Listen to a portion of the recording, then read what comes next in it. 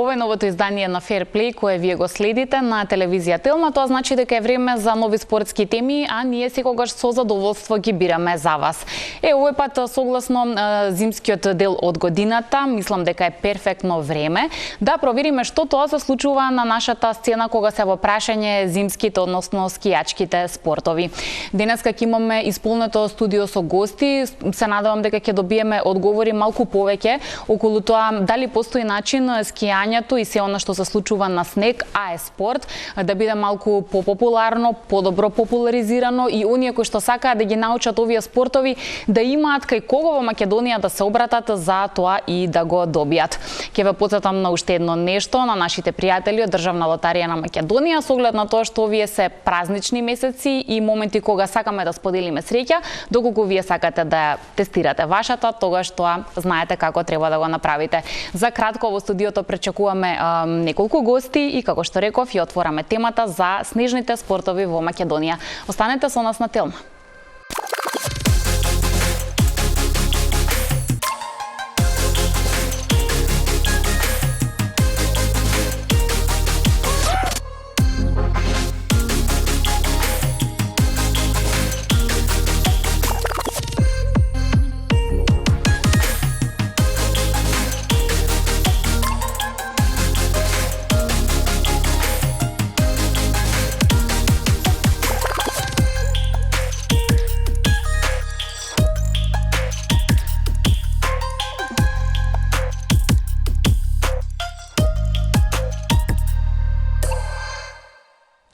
Соодветно новој дел од годината, денес ја отвораме темата за зимските спортови во Македонија. Можеби најмногу ќе зборуваме за скијањето, ќе бидам искрена и јас имам голем број на прашања кога станува збор за овој дел од нашата спортска сцена, а верувам дека од моите денешни гости ќе успееме да добиеме онолку колку што времето ни дозволува и доволен број на одговори.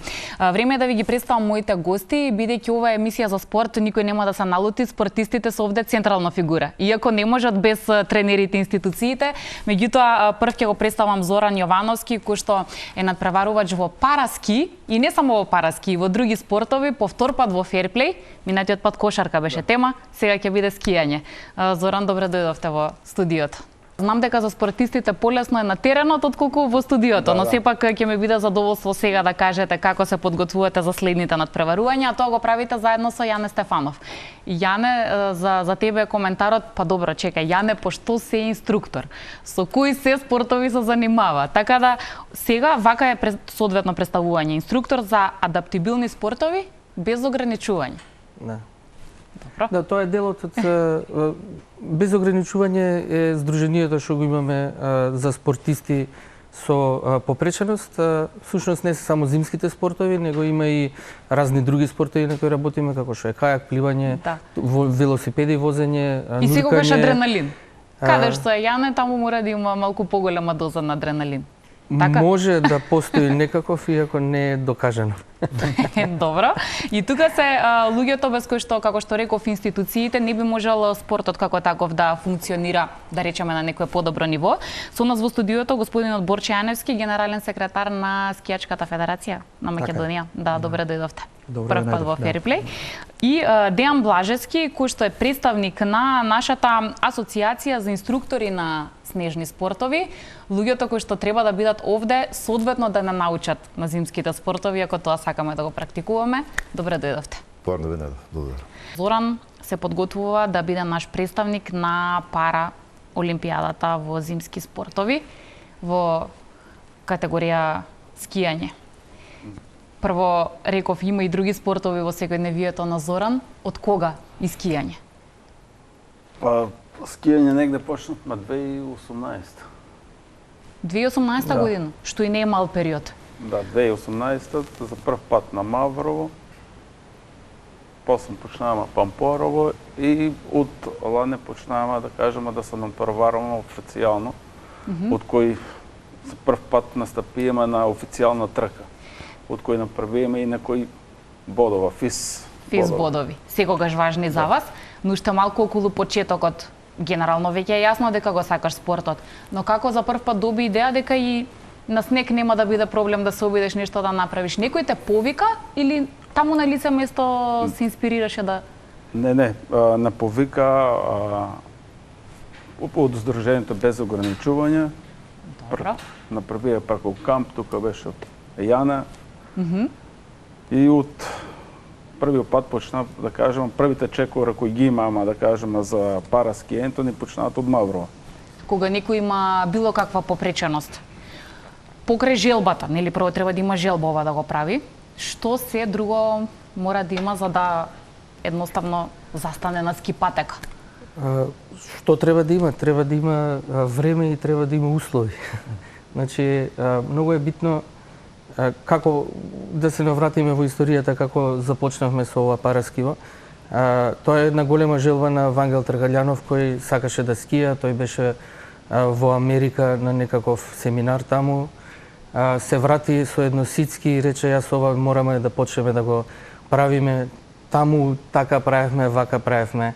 И почнавме, бидејќи ја веќе бев инструктор на МАИС во првата генерација, заедно со Шуки полагавме 2010-та, ако се сеќавам. На Кожув. Да, на Кожув. И почнавме да размислуваме како тоа треба да се направи, бидејќи и нема многу достапна литература, почнавме да бараме литература за тоа. Так. И при барањето најдовме и инструктори од Англија, каде што се специализирани за тоа. Да ви покажат како ова се прави, да. Некако Вангел успеа да ги убеди да дојдат овдека за да ни помогнат да го стартуваме тој спорт. Тие дојдоа, направија еден семинар за инструктори за да може да се занимаваат со односно да може да работат со луѓе со попреченост. 2 години доаѓа еден од бенефитите Зоки го доживеа затоа што почна да скија во Маврово. Тоа беше тој семинар и Зоки почна да скија и од тогаш, од првиот момент кога го видовме кога седна на сицки, тој веќе првиот ден ја спушти стазата, тие што скијат знаат што значи спуштање на стазата во Маврово.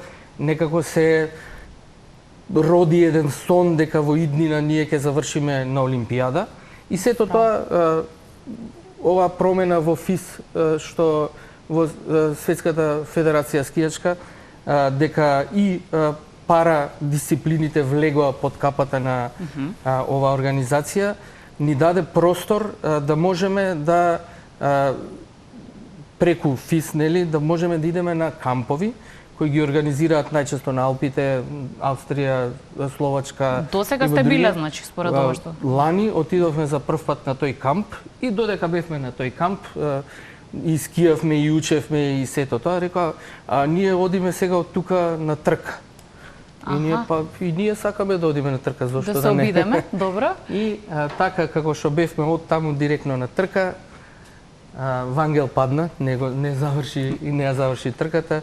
Зоки ја заврши и всушност една последна реченица која имаше доле, кога заврши со патеката, ги подигна штеките гори и рече за Македонија.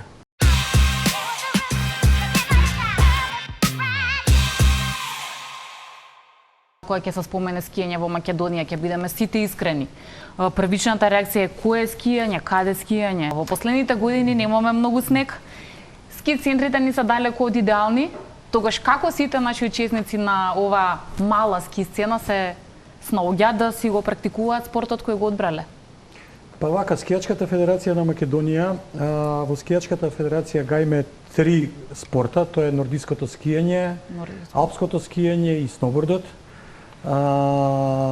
Од 2022 година и параспортот влезе во рамките на Меѓународната скијачка федерација, односно и кај нас како членка на Меѓународната скијачка федерација, Скијачката федерација на Македонија. Најголем дел од подготовките и надпреварите се случуваат во Европа. Подготовките конкретно за алпските дисциплини во летниот период ги реализираме на глечерите во Австрија, во Италија. Нордиското скијање, да речеме, имаме тука одредена замена во летниот период. Тие тренираат на ролки, на ролери. И истите поени, истите поени кои што ги добиваат и на снег, се добиваат и на ролки, имаат соодветна замена. додека за алпското скијање и за сноубордот потребно е тренинг на снег, најчесто се одвива во Австрија или во Италија и надпреварите исто така се. Од кој аспект е моќта на федерацијата во моментов да им помогне на нашите надпреварувачи? Како им помагате? Да, Има финансии прво воопшто или само логистика некаква или како? Не, нашата задача е пред се да помогнеме и во финансии, и во организирање, и во логистика. Во скијачката федерација на Македонија има и 3 национални селекции во сите 3 спорта. Значи имаме национална селекција во нордиско скијање, во алпско скијање и во сноуборд.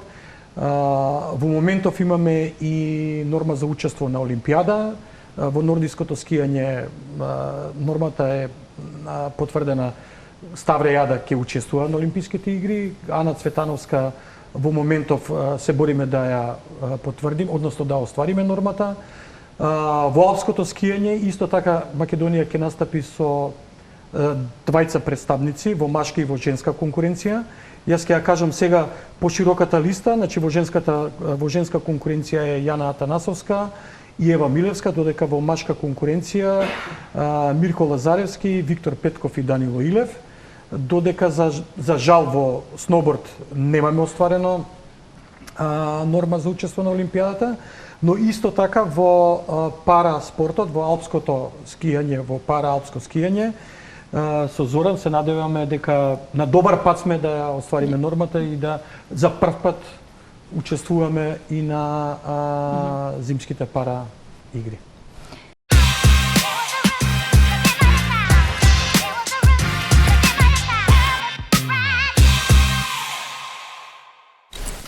Во оваа прилика ве запознаваме со главниот кандидат за настап на Зимските олимписки игри во 2026 година во алпските скијачки дисциплини. Иако корените му се во Гостивар, па блиску му се и Маврово и Шара. Ајде. Иако корените му се во Гостивар, па за него блиску се и Маврово и Шара, со оглед на тоа што ние немаме снег, ани соодветни скијачки патеки, неговите тренинзи се одвиваат надвор од Македонија. Ајде како сакаш, нема да го запомнам, сега му нема врска. Ме треба да си играме, разбираш, да биде лабаво, да, може. Не можам, тешко ми е, овие, морам да видам кај газам, брат. Слушаш ме, слушаш? Ја немам бубица да во мене, брат. Може која била? Каде и како, ќе ни каже самиот. Има 22 години и се вика Мирко Лазаревски. Што е, Мирко? Како е? За почеток сакам да те прашам дали смеам да ти се обраќам со вистинското име Мирко и да го користам уметничкото твое име Свирко. Па би предпочитал само Мирко. Океј, Свирко. Ретко си во Македонија, доскоро беше и на некое патување, кажи ни од каде дојде? Така, па бев на припреми во Шведска. Бев некои 25 дена таму и мислам дека одлично помина предвидените припреми. На колку години прв пат застана на ски? Па, како и сите деца, застанав од прилика на 5 години, заедно со сестра ми и татко ми однесе на Мавро, каде што имаме фамилиарна викендичка и таму почнавме двајца. Кој беше човекот што го препозна твојот талент? Па ќе го кажам татко ми ме однесе на првата трка на Шапка, каде што победив и така целата приказна почна. Која скијачка дисциплина ти е омилена, а во која си најдобар? Омилена и во која што сум најдобар ми е слаломот. Со велеслаломот имам некој love-hate relationship, ама се трудам нели да биде само love. Кој од популарните ски центри е твој омилен, што може да се каже? Па имам многу, искрено сум бил на доста места. Кој би ги извел? Тоа би било Куршевел, еден од поубавите, да кажам. Нешто поблиско би го извел Банско. Исто така и Мадона ми остави еден баш убав впечаток. Дали си добар во некој друг спорт или барем мислиш дека си добар во некој друг спорт? Ќе го поздравам Огнен и ќе тренирам многу пинг-понг за да го победам. Огнен е твојот тренер, така? Кондиционен тренер. Поздрав за Огнен. Ќе продолжиш така, заборав прашање, нема врска. Дали досега си сретнал со некоја скијачка повреда, со оглед на тоа кои ризици си ги носи самиот спорт, како што знаеме сите? Па да, скијањето е доста адреналински и ричен спорт, па како и повеќето јас сум се соочил со некоја повреда. Пред 3 години имав прелом на клавикулата, односно клучната коцка. Не можам да кажам дека беше лесно, но ете, денес сум тука и сум горчо сум го поминал тоа. Која е една од најекстремните ситуации која ти се случила на планина, односно на скијачка стаза? Најекстремните, па можам да кажам дека е падот која искрчев кај кулата и секојдневно се соочувам нели со различни временски услови, различни времења, така што екстремен спортот во секоја смисла на зборот. Кажи ми која е твоја фаворитка жена скијачка и потоа кажи ми кој е твој фаворит маж скијач и како се огледуваш на нив, дали ги пратиш на Инстаграм профилите, дали те инспирираат за тоа што сакаш ти да бидеш во иднина? Да, нормално ги следам. Фаворитка и скијачките бе издвоил Зринка Љутич од Хрватска. Не ја знам од мал, па сум среќен што има вакви успеси. А меѓу скијачите би го издвоил Хенрик Кристоферсен, тој ми е идол уште од мал, па секогаш најавам за него. Кој е твоето најголемо достигнување во скијањето досега? Би го издвоил второто место во генералниот пласман на познатиот наш шарпланински куп минатата година и титулата на државен првак. Ти предстои еден период кај што треба да се спремаш за Олимписките игри. Кажи ми од што ќе се состои тој период? Тренинзи, надпревари? Оваа година имавме доста комплексна и можам да кажам доста добар припремен период. Бевме на многу различни ски центри, едни од најдобрите. Исто така би можел да кажам дека сезоната нема да ми се состои само од Олимписките игри, јас би сакал нели целокупно да го поправам својот пласман во генералниот на светската ранглиста и дефинитивно ќе имаме припремни трки нели за целата сезона. Фала ти, Мирко. На крај нас ни останува да му посакаме на Мирко добри припреми, да остане здрав и да не представи најдобро што може на Олимпијада.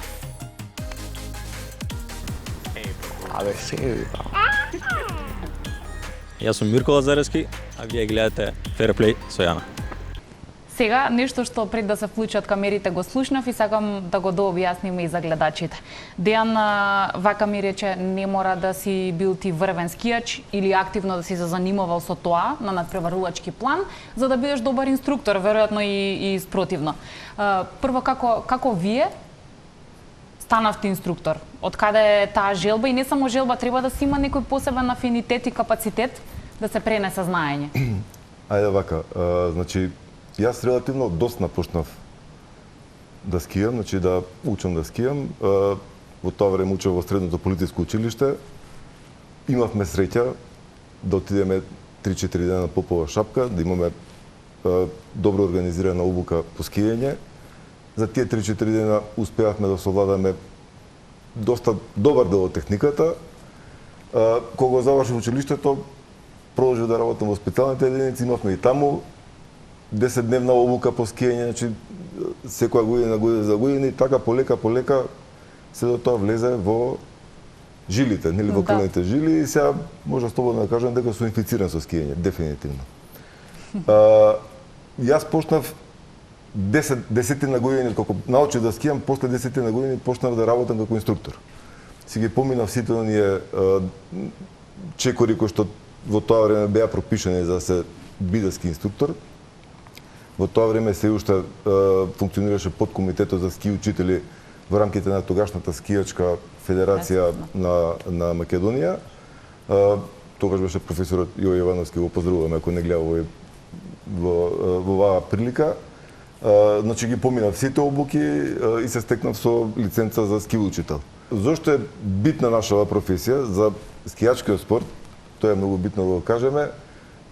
Значи ние сме тие кои што први работиме со дечињата. Први ги запознаваме со скијачката техника. Ние ме пренесуваме скијачката култура. Значи, како треба да се однесуваат на скијалиштата, како треба да ја користат опремата, правилната скијачка техника, правилното користење на скијачката инфраструктура која што имаме на скијалиштата. Тоа се учи што најмали нозе. Кога вие у најмали нозе ќе ги научите дечињата на сите овие чекори, после е многу лесно да направите многу лесно, не е многу лесно, ама е полесно да понатаму вие правите врвен скијач или надпреварувач потешко знаело да ви биде кога има дете или без разлика и возрастен што сака да скија, меѓутоа има голема доза на страв, или потешко знае да биде со ние храбрите што ја зема опремата и се обидува да направи нешто што всушност не е подготвен да го направи. Едно од најчесто поставуваните прашања ова сега што го поставивте, видете. За добар учител, и тоа го работиме на нашите семинари кога ги едуцираме нашите учители, нашите инструктори, значи они мора да го препознаат ова и ги објаснуваме да го најдат начинот и ги кажуваме чекорите како да им помогнат на нашите клиенти да го совладаат стравот. Затоа што кај дечињата стравот е секогаш помал, затоа што кај нив е секако храброста е поголема, среќа и така адреналин. Кај повозрастните за жал, мислам, тоа е природата, тоа е физиологијата на човекот, стравот е поголем. Меѓутоа после првите половина час на снег стравот веќе поминува со правилна методика на работа. Реков после половина час се до тоа доаѓа на место и добро. Уште една искрена работа, само дали сте строг, споменавте специјална единица и така и секој ќе се спомене полиција, војска, по дефолт тоа оди некако на ниво на строгост, па дисциплина, па така. Кога сум со група дечиња, се обидувам да најдам баланс меѓу едното и другото. Значи, строг во делот на безбедноста, кога се работи за безбедноста мора да бидете строг, затоа што скењето е спорт кој што гравитира кон повреди. Ако имате некои работи, не ги почитувате одредени закономерности, се многу големи шансите да се случи повреда. Меѓутоа, па во другиот дел, кога треба да се социализираме, да се дружиме, тогаш е забава, секогаш е забава. Еве, и Зоран ќе каже прво дали е Јане строг. Или има трпение? Што, не? Не. Добро, и не делува искрено строг, меѓутоа јас со неговите спортови некако... Дека личам на Дедо Мраз. Многу ризични мисла, никогаш не сум се обидала. Кога сме кај стравот, бидејќи стравот го споменавме, имаше ли кај тебе некоја повисока доза на страв, кога прв пат се обида да скиеш? Кога прв пат се обидеме да скиеме, значи, кога седнах на ситскиот, кога почнаваме да се спуштаме, го имах тај, да кажеме, страх, ама веќе кога влезе, веќе адреналино. И потоа зараза? Не, да. Така? Да, и се саках по-тешки стази да пушта, по-тешки, кои, например, за 3 дена спуштих црна стаза. Што е се необходно? Да имаш барем како почетен сетап, да речам, за да можеш да... Ситски, кацига и ракавици, да кажем, научара. Од каде ги набавувате овие работи? Во Македонија возможно е да се набават или мора во странство? Ситски од неја мој, од Вангеле. Добро. Значи Вангеле е добар колег, тимски играч. Значи кацигата е мој, научарата се мој, ракавиците јас си ги имам купано сега за сега. И спортските афинитети. И талентот очигледно, бидејќи штом во волку спортови си присутен, не може да е поинаку. Види, во однос на опремата, како и сета професионална опрема во Македонија што доаѓа, независно за кој спорт е, и во скијањето немаме ние фабрика за ски прајање, немаме за ситски прајање. Доаѓа од странства. Зоки скиеше со едно ситски кое времето го беше поминало многу одамна, пред 20 години го поминало тоа време.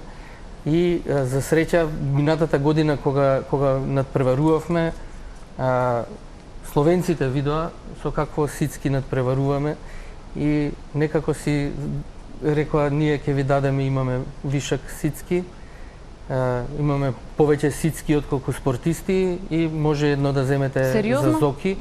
И требаше минатата година на крај на сезоната да идеме. Не успеавме тогаш и оваа година, пред месец дена отприлика, не? Па нема месец. Нема ни месец дена.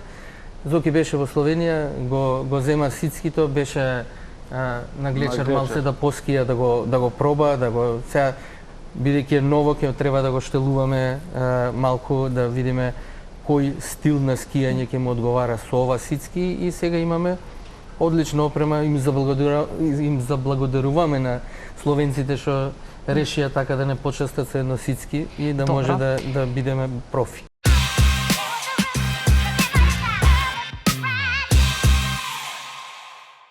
Јас бев на тренинг на кошарка кај Зоки и неговите пријатели со играчи таму и тоа беше супер прилика и сум среќна што отидов за да сватам дека дури кога би била кошаркар, веројатно нема да знам како таму да се однесувам. Секако има луѓе кои што тоа знаат како треба да се прави.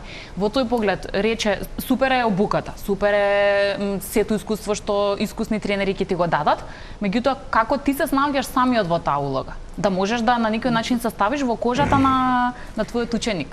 Работата со луѓето со попреченост нема некое знаење кое може да ти се предаде затоа што секој е различен.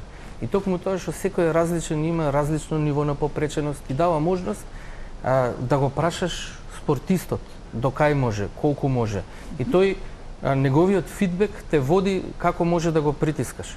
Значи колку може да го притискаш за да иде напред. Мора цело време да разговараш со него, цело време он да ти кажува колку може и како може, за да независно во кој со Зоки е скијањето, ама со Зоки исто и сме нуркале, со Зоки исто и сме возеле, точаци сме правеле. Значи секогаш треба да се посветиш на спортистот да видиш колку може тој да ти даде. Бидејќи имаме ние тоа секогаш го кажувам, имаме доктори што ти кажуваат што не можеш, ама ниеден доктор не ти каже што можеш. Мене ми треба доктор да ми каже што Зоки може и колку може него да го притиснам за да го извадиме максимумот од тоа што го дава. Во однос на опремата што се користи, сицкито, јас скијав со сицки за да можам да видам што нуди сицкито. Тоа сакав да. Сега Зоки многу подобро скија во сицки од мене, затоа што него тоа му станува како средство за движење по снегот. Меѓутоа и во тој дел на обуката што имавме со инструкторите од Англија беше и скијање за слепи лица. Значи ние скијавме со едни темни наочари кои не можеш да гледаш. За да приближно знаеш што може да очекуваш, како да пристапиш. И многу, како инструктор, например, многу е полесно да земеш дете од 6 години и да го научиш да скија, отколку истото дете со попреченост, затоа што објаснувањата се различни и процесот е малце подолг и потежок и условите што се потребни за дете со попреченост и дете без попреченост се различни.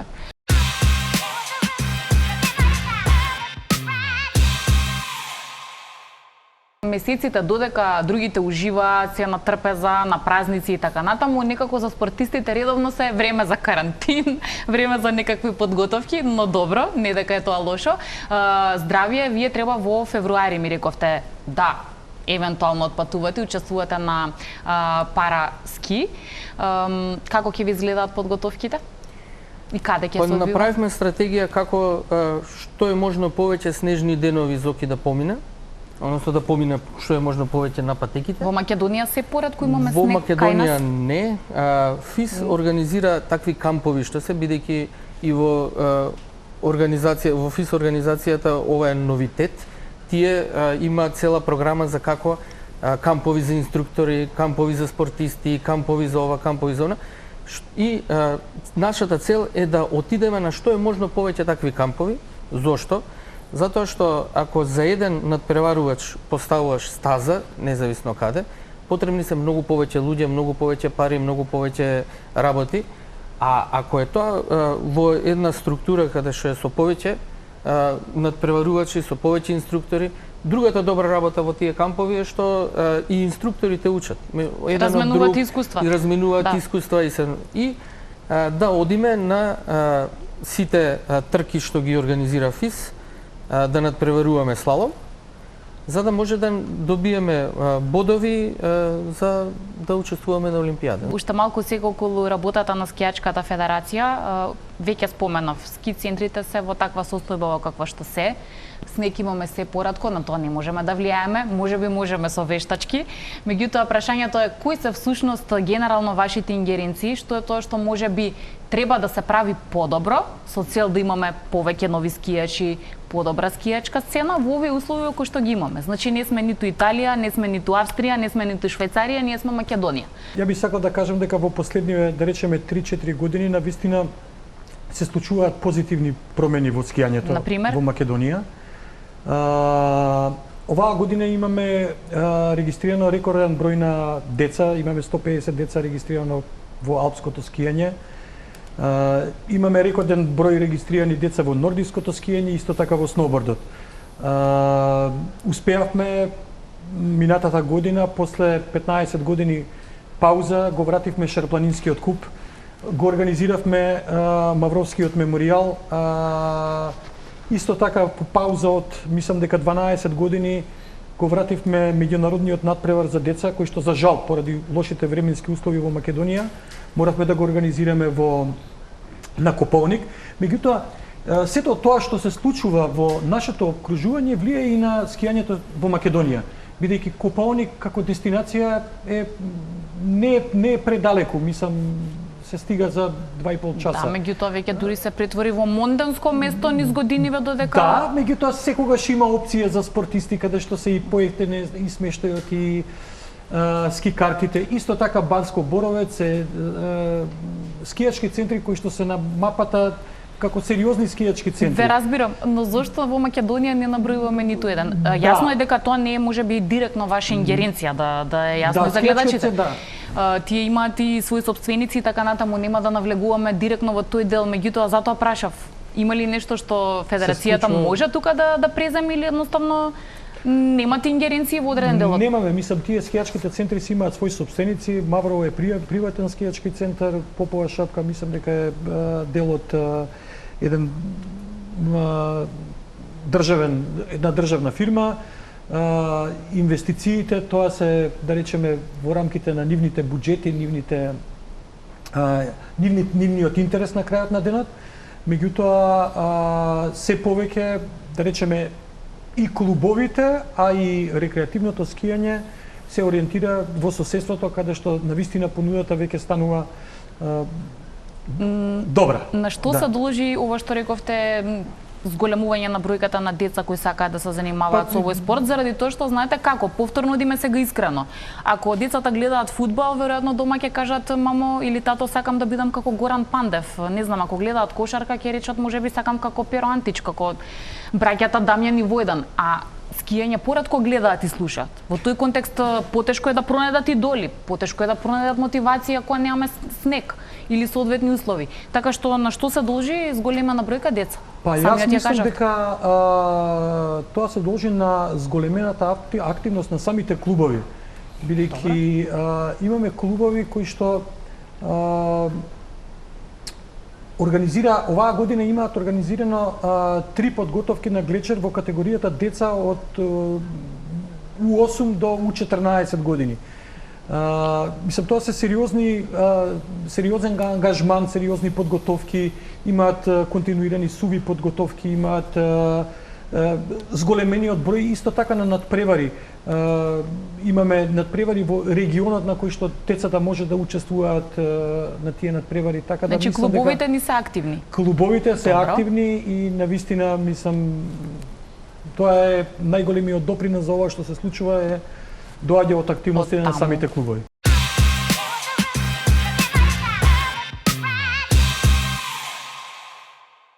Особено кога зборуваме еве за вакви подготовки, патување и надвор од земјата, родителите претпоставувам мора да бидат сигурни кому ги доверуваат своите деца. Не само со кого ќе скијаат и дал се безбедни на стаза, туку генерално кој нив ќе ги воспитува и кој ќе се грижи.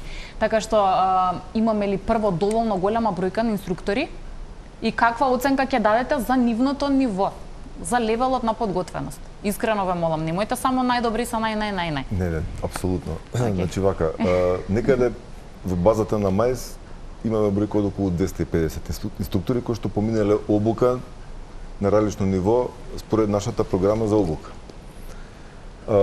Од она што јас имам информација, и јас сум еден од нив, значи има доста агенции од Македонија кои што организираат вакви кампови во генерално во земјите од соседството. Бугарија и Србија можеби се најатрактивни или најмногу посетени од такво нешто.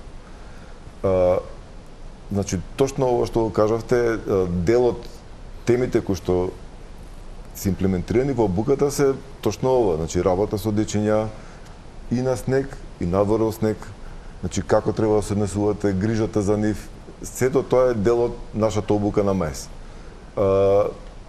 знаете како, на крајот од денот, вие можете на некого да му предадете, да му објасните све. Сепак тука има и искуството, да. Така е. Секогаш сме ние постари, да речеме, неколку луѓе со помлади колеги кои што гледат од нас, учат, превземаат, па понатаму тоа се пренесува и на некој начин е тркало кој што цело време се врти. Ако некој не слуша, можеби и добие идеја дека сака да биде инструктор или чувствува дека може. Што треба да направи? Ова е многу важно. Како да се пријави? Колку време ќе му треба за да посетува обуки? Убаво ќе го објасниме сега тоа. Значи вака, во рамките на МАИС има 3 нивоа на инструктори. Има прво, второ и трето ниво. Првото ниво е почетно ниво, или значи секој почнал од прво ниво. Условот е да има наполнете 18 години. Сезонскиот семинар за оваа година веќе е започнат. Може би е малку досна сега веќе кога ќе гледате емисија за да се вклучат во семинарот. Меѓутоа може да додат на нашата веб страна maiss.mk и таму ги имаат буквално сите информации. Како да аплицираат, што треба да направат? Све има таму. Зоки, каде до сега ти било најубаво да скиеш? Одбери некое место, ајде. Нешто од падините, каде ти било на најинтересно? Имаш, се паркираш до колата, до ски... услови, до ски школата Стивдек, што ни помагат. И тука, да кажеме, веќе е на 20 метра тука жичара, имаме ВЦ која е адаптирано за нас и това е најдобро. Олеснето ти е комплетното функционирање. И единствено, например, да кажеме, дек што сам бил единствено од сега тама ни помагат најново, што се вработените на жичарата. Добро, и само уште едно искрено ми го кажеш, падови и некакви поризични ситуации? Не го слуша Јане. Да. Имало многу, често, имало нешто што знало да ти сплаши или добри сте сега за сега? Најак пат ми е на Австрија, на Салбах. Ние како Параски, како дел од Скијачката федерација и дел од МАИС, имаме целосна поддршка нивна и јас сум благодарен за тоа. Затоа што оној сон кој го имавме пред многу години нема да може да го исполниме без нив. И тие помагаат и со логистика, и со се што може, и со средства парични и така натаму. Уверувам дека сега е оставено на нас ние да покажеме што можеме на овие трки и верувам дека Олимпијадата не е само сон, него дека ќе биде нешто достижно. Добро. Навиваме за вас. Ви благодарам многу на сите што одвоивте време и енергија, малку да ни објасните за вашата работа. Ке имаме, верувам, и други прилики да ги пречекаме и другите наши скијачи од здравје делегацијата за Олимпијада, а се разбира за се што има ново, интересно и добро поврзано со нашето скијање и зимските спортови. Се гледаме во нека следна прилика. Фала. Уште еднаш многу ви благодарам, а како и секогаш им благодарам на нашите гледачи. Знам дека сите вие кои што следите Fairplay искрено го сакате спортот. Ако успеавме денес да ве научиме на нешто ново или да ви пренесеме нешто што ќе ве мотивира, тогаш веројатно на добар начин сме си ја завршиле нашата задача. Се гледаме и во новото издание, до тогаш јас ви посакувам се најдобро.